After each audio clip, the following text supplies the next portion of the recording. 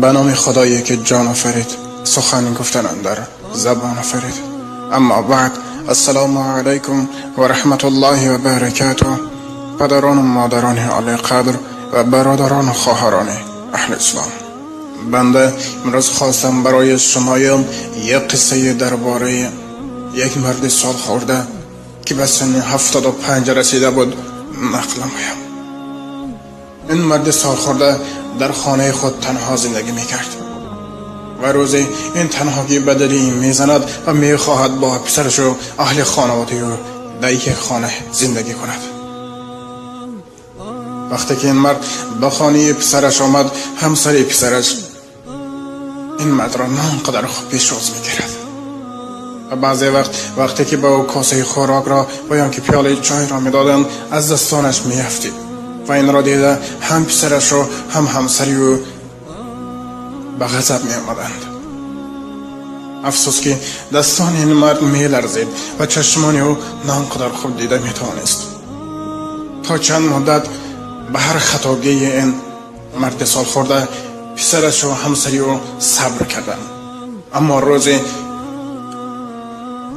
پسر این مرد سال خورده گفت: این همه شکسته های پدرم به دل من زد، میخواهم یک چاره اندیشم.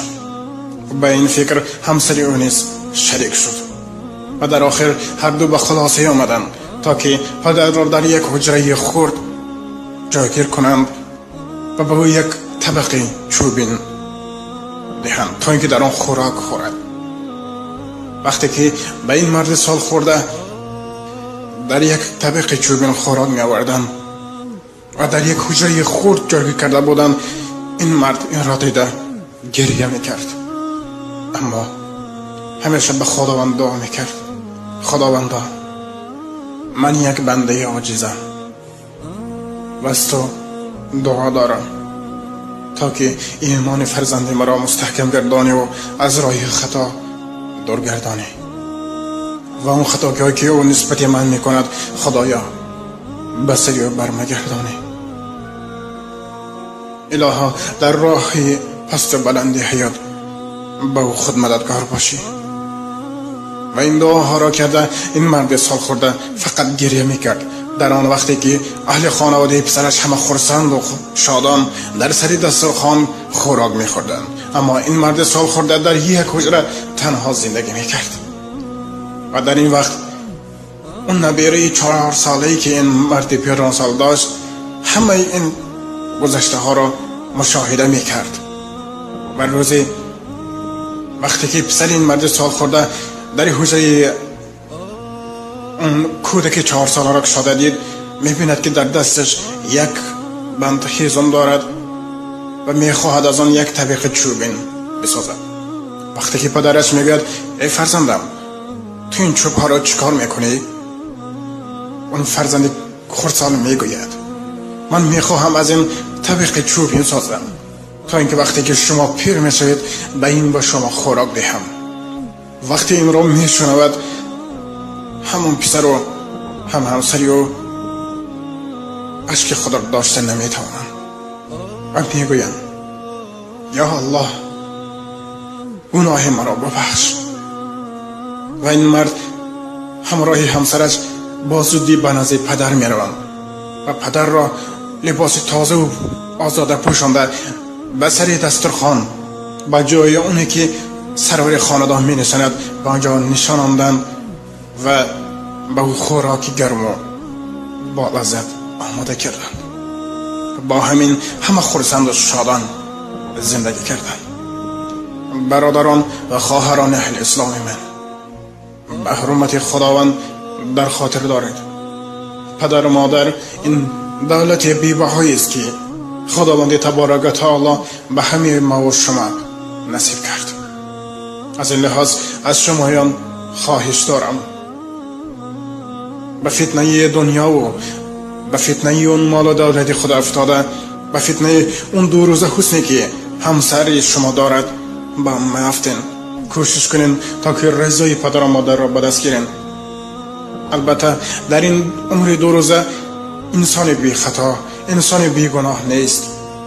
و این را بینید که پدر و مادر چه خطاگی هایی که شما میکنید شما را دوستش می‌دارد و میبخشد. ولی در این روز و زمان بسیار اون شخصانی که از برای مال و ثروت اون خطاگی که پدر و مادر میکند اون را پیشکش کرده اونها را از خانه میرانند، حالان که اون پدر و مادر برای به پایان رسانیدن این فرزند نادان تمام عمر خود را بخشیده بود.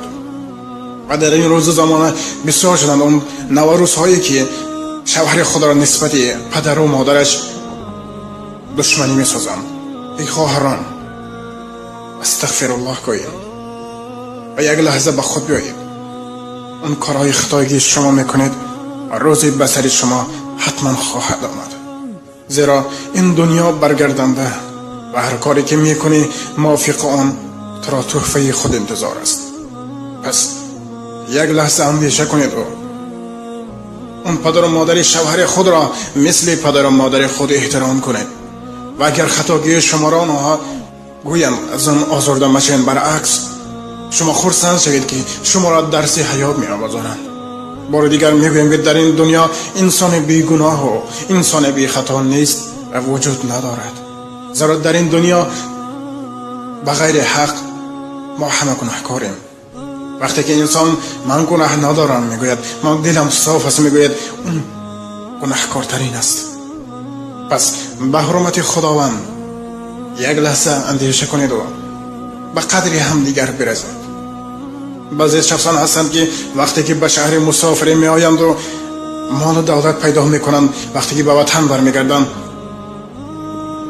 استغفر الله از نزد پدر سر خود را بلند کرده میگذارند، یعنی خود نشاندی، یعنی بین که پدر من صاحب مال و دولت گشتم و از تو بلندم. استغفر الله، آن مال و ثروتی که تو داری در قبر تو یک پرچه خاکم نیست، زیرا وقتی که تو با رضای پدر و مادر زندگی میکنی قبر تو انشاءالله نور و چراغ خواهد شد.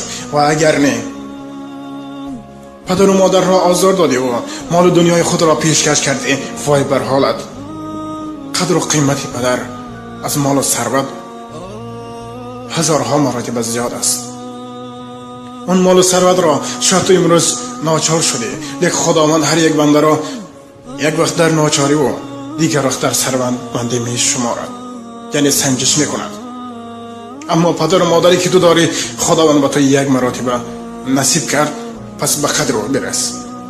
ما همه فرزندان بعضی وقت خود را کلام حساب می کنیم و سخنهای دغل می گوییم، لیک مهربانی پدر و مادر را ببین که در نزد تو با سخنهای تو موافق جواب میتن، لیکن وقتی که تنها ماندن گریه میکنند و میگویند خداوندا فرزندان مرا در کدام منازلی که نباشم نگهبان باش و الهی من همه اون خطاگی هایی که فرزندم میکند میبخشمش. الهی فرزندان مرا در راه مسافری در پناهت نگه دار، از ظلم حسد خوران و از راه خطا او را ایمن نگه دار. پس بیایید ای برادران و خواهران اهل اسلام به قدر پدر و مادر خود برسیم. ای دوست تا زنده ای مکن فراموش مادر، قدم نگذار تو هیچگاه پیش از قدوم پدر. در این دنیای فانی آنانم دولت ما، بگیر دعای آنان تا نمانی در خطر. و ناخر دعوانا الحمد لله رب العالمین. السلام علیکم و رحمت الله و برکاته. با احترام دوست و برادری شما امید رحمت.